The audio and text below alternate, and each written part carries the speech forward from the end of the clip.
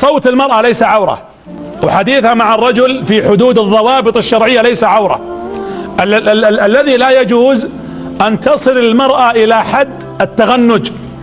قال الله: ولا يخضعن بالقول، يعني لا تتميع فيطمع الذي في قلبه مرض. قال الله: وقلن قولا معروفا.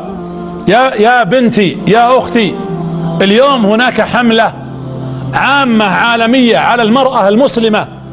أنا أمس أقرأ هاشتاجات على لبس الجاكيت فوق العباية وطايرين به الناس. الهدف هو ليس فقط هل هو حلال ولا حرام، مو بهذا الكلام. الهدف فقط هو أن تخرج المرأة من صبغتها الشرعية والعباءة التي تحتشم المرأة بها.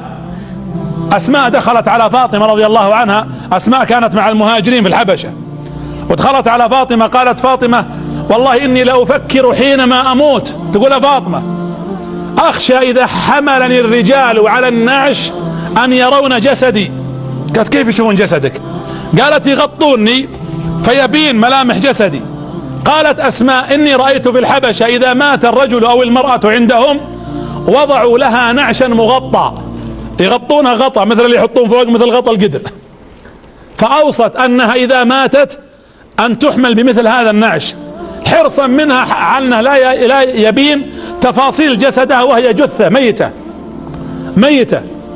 ولذلك أنا أنصح أخواتي، العبايات اللي بدأنا نراها والكلام اللي شوفوا، يا بعض الناس يمكن يتصور أن هذا كلام، يقول هذا كلام قديم وكلام مضى عليه الزمان. لا لا لا لا لا, لا. هذا كلام حق ودين وقرآن وسنة.